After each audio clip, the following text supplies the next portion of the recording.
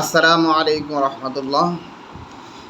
আজকে ফেসবুকের মাধ্যমে গোয়ালন্দ ফরিদপুর গোয়ালন্দের একটা বিষয় দেখলাম যে সেখানে নুরা পাগলার ব্যাপারটা নিয়ে, তার লাশ পোড়ানো নিয়ে সাধারণ পুরুষ মানুষ তো আছেই, সাথে আলেম সমাজকেও হেনস্থা হতে হচ্ছে, গ্রেফতার হতে হচ্ছে, ভয় আতঙ্কে দিন কাটাচ্ছে।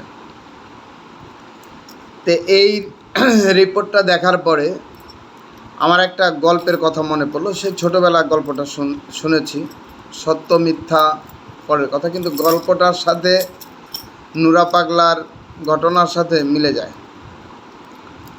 সেটা হলো এরকম যে এক গ্রামে এক লোক ছিল, সে তার জীবদ্দশায় কখনোই ভালো কাজ করে নাই। সর্বসময় মানুষের ক্ষতি করেছে, মানুষের সাথে মানুষের ঝগড়া লাগিয়েছে, একজন আরেকজনের বিরুদ্ধে লাগিয়েছে, কারো ক্ষেত নষ্ট করেছে, কারো বাগান নষ্ট করেছে, যত খারাপ কাজ আছে সব করেছে। ওই গ্রামের কোনো মানুষ তারে দেখতে পারত না। তারপরও গ্রামের ছেলে হিসাবে ছিল। তো একটা সময় সে বৃদ্ধ হয়, অসুস্থ হয়। তার 3টা ছেলে ছিল।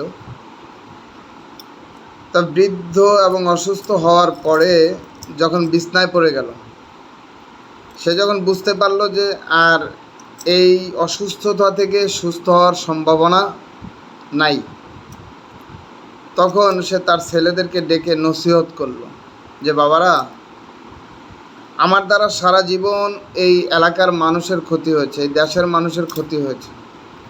আমার জীবদ্দশায় সুস্থ থাকা অবস্থায় জ্ঞান হওয়ার পর থেকে এ পর্যন্ত কখনো আমার দ্বারা কোনো মানুষের উপকার হয়নি। তো তোমাদেরকে একটা নসিহত করি, সেটা হচ্ছে আমি মৃত্যুর পরে আমাকে আমার পশ্চাৎ দেশ দিয়ে একটা আইকালা বাঁশ দিয়ে দাঁড় করা রাখবা। কোথায়? 3 রাস্তার মোড়ে, যেখান দিয়ে সর্বসময় মানুষের আনাগোনা থাকে। কারণ মানুষ দেখবে আর চিন্তা করবে যে এই লোকটা খারাপ ছিল, এই কারণে এই লোকটাকে এই অবস্থায় বাঁশ দিয়ে দাঁড় করা রাখা হয়েছে।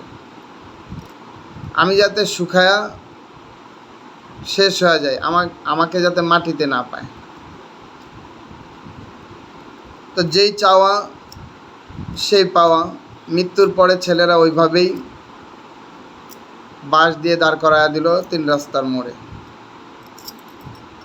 তো প্রথম দিকে যখন বাঁশ দেয়, তখন অনেক মানুষ এটাই চিন্তা করলো যে যা, মানুষটা সারা জীবন মানুষের ক্ষতি করে গেল, এখন এই সময় আইসা এই লোকটাকে এভাবে বাঁশ দিয়ে দাঁড় করা রাখলো, এটা তো আসলে ঠিক না। তারপর তার আসলে কর্মের ফল। ঠিক ঘন্টা খানিক পরে বা 2 ঘন্টা পরে বা 5 ঘন্টা পরে পুলিশ এসে জিজ্ঞেস করলে এই লোকটারে কেন এই কাজ করলাম। তো ওই এলাকার যারা জানতো তার এই চাওয়ার বিষয়টা, তারা বলছে। বলার পরে পুলিশ ওই গ্রামের সকল পুরুষদেরকে ধরে নিয়ে গেছে এবং ছেলেদেরকেও ধরে নিয়ে গেছে। তখন যারা জানলো এই ঘটনা, তারা বলা বলি শুরু করলো যে এ জীবিত অবস্থায়ও মানুষদেরকে জ্বালায়া গেছে, কাউরে শান্তিতে থাকতে দেয়নি, মৃত্যুর পরেও জ্বালায়া গেছে, কাউরে শান্তিতে থাকতে দিতেছে না, পুলিশের দৌড়ানি খাওয়াইতেছে। যেমন আমাদের হাসিনা আপা দেশে থাকতেও জ্বালাইছে, দেশের বাহিরে যায়ও জ্বালাইতেছে। ঠিক নুরা পাগলাও মৃত্যুর আগে ইসলাম বিরোধী কথা বলে মুসলমানদের অন্তরকে জ্বালাইছে। মৃত্যুর পরে তার কার্যকলাপ, তার যে সাঙ্গপাঙ্গ আছে, এদের কার্যকলাপের কারণে সাধারণ মুসলমান যারা ইসলামকে ভালোবাসে, কোনো দল মত নির্বিশেষে তার আস্থানা ভাঙা দিয়া তার লাশ উঠায়া পোড়ায়া দিছে। তো মৃত্যুর আগেও সে জনগণকে জ্বালাইছে, মুসলমানদেরকে জ্বালাইছে, এখন মৃত্যুর পরেও তার কারণেই মুসলমানরা জ্বলতেছে, এলাকার মানুষ জ্বলতেছে, কষ্টের ভিতরে আছে।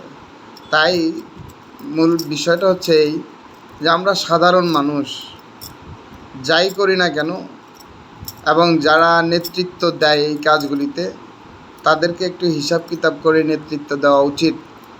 যেই লোকটা জীবদ্দশায় মানুষকে জ্বালায় গেছে, এই লোকটাকে নিয়ে কোনো কাজ করতে গেলে আবারও জ্বালার মুখে পড়তে হবে। তাই সকলের কাছে আকুল আবেদন, যে কোনো কাজ করার আগে একটু চিন্তা ভাবনা করতে হবে যে আমার একটা নেতৃত্বের কারণে, আমার একটা কথার কারণে সবাই যাতে বিপদে না পড়ে। আল্লাহ পাক আমাদের সকলকে তৌফিক দান করুন, আমিন।